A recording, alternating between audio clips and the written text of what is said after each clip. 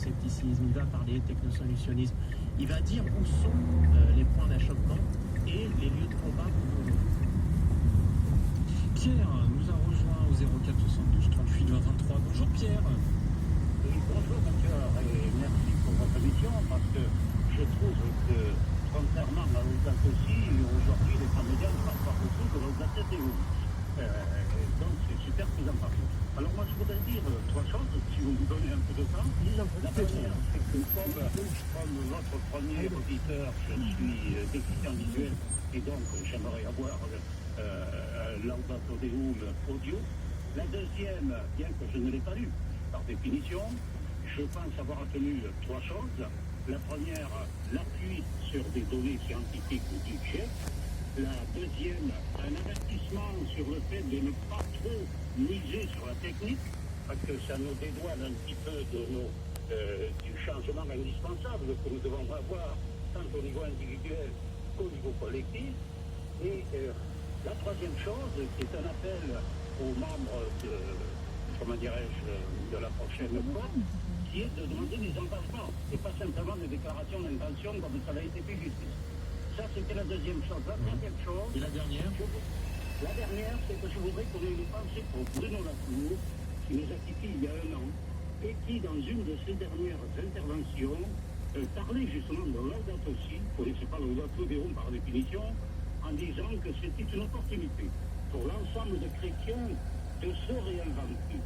Et Bruno Latour, si vous avez encore un peu de temps, je peux vous dire une petite anecdote. Non, vous n'avez pas le temps. Pierre, merci, il faut en laisser pour les autres, hein. Vous savez comme tous les matins. Simplement, je voudrais simplement dire que Bruno Latour insistait lourdement sur nos interdépendances, ce qu'on appelle l'interdépendance. Ah bah alors on vous entend plus Pierre. Alors écoutez, moi je me permets de vous couper la parole. Merci beaucoup d'être venu à l'antenne pour nous parler de l'Audace TDO, qui était quand même pas mal médiatisé, hein. J'ai vu beaucoup d'articles dans la presse et la télévision également parlant de ce texte du pape François. C'est intéressant ce qu'il nous disait, Rachel Calvert, on vous a retrouvé sur peut-être le scientifique technique de l'Audace TDO.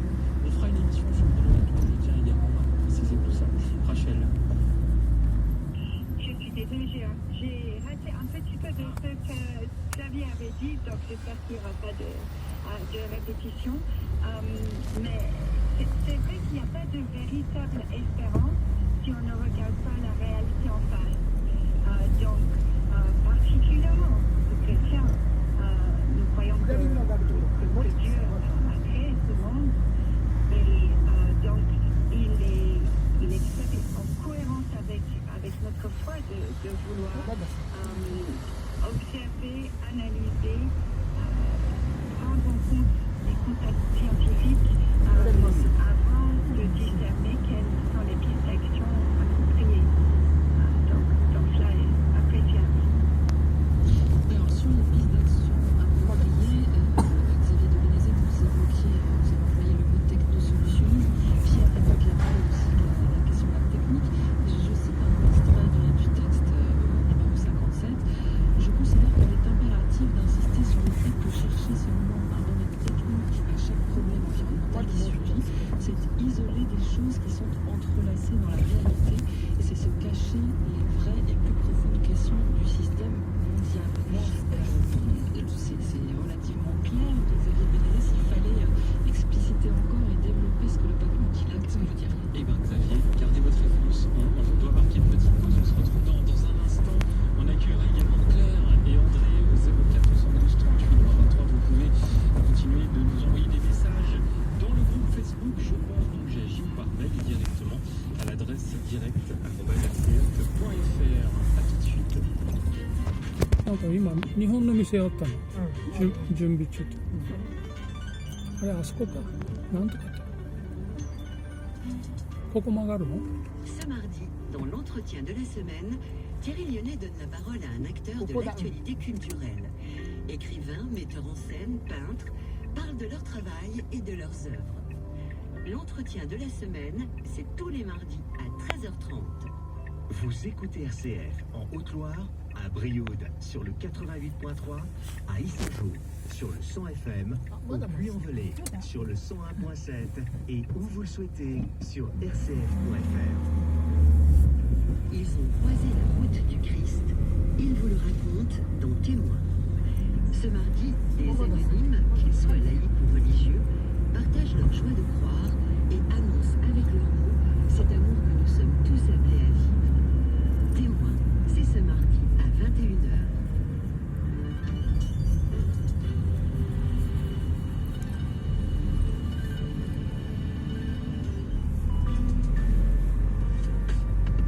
Je pense, donc j'agis. Avec Melchior Gormand et Anne Carléo. Une émission de RCF en codiffusion avec Radio Notre-Dame. Avec nos deux invités dans cette première partie pour parler de Laudate Deum, ce nouveau texte du pape François sur l'écologie. Nous sommes accompagnés de Rachel Calvert, présidente d'Arrocha France, et Xavier de Bénazé, vous êtes jésuite, délégué Laudate aussi de la province jésuite d'Europe occidentale francophone. Je vous ai coupé la parole, excusez-moi, mais j'avais pas le choix. On parlait du chapitre, enfin pas du chapitre, oui, c'est peut-être du chapitre 57, du paragraphe 57 voilà. du technosolutionnisme. Et Anne reprenait le début, qui est une citation de Laudato Si. Je reprendrai la fin de ce paragraphe. Supposer que tout problème futur pourra être résolu par de nouvelles interventions techniques est un pragmatisme homicide comme un effet boule de neige. Et ça, qu'est-ce que c'est que ce technosolutionnisme, par exemple? C'est dire, en France, aujourd'hui, la plus grande source d'émissions de CO2, c'est nos voitures individuelles. Et donc, je vais vous faire des technosolutionnistes, je vais vous dire, mais changez donc votre voiture pour une voiture électrique. Ça émet beaucoup moins de CO2 en France.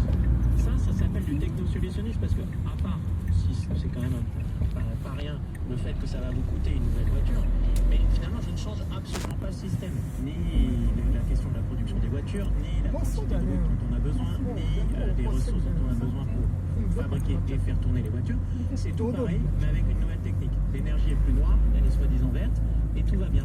Et bien ça, c'est du technosolutionnisme. On devrait passer à la voiture électrique, mais on devrait surtout se dire comment on diminue, par exemple, par 2 le nombre de voitures sur nos routes en France. Ça, ce serait une solution où on change de paradigme. Voilà un peu l'exemple. C'est peut-être pas l'un ou l'autre, en fait. Vous le dites, peut-être il faut quand même changer les voitures, effectivement, mais pas que. Mais pas que. Et souvent, la tendance facile est à aller et c'est là qu'on peut parler de quelque chose d'homicide, même au sens biblique du terme. C'est-à-dire, on se rue derrière la nouvelle idole qui va nous sauver. Donc ça va devenir la voiture électrique. Changeons pour une voiture électrique, que ce soit clair. Une voiture électrique en France, en usage moyen, émet moins de CO2 sur tout son cycle de vie. Je ne parle pas des batteries et de ceci et du recyclage.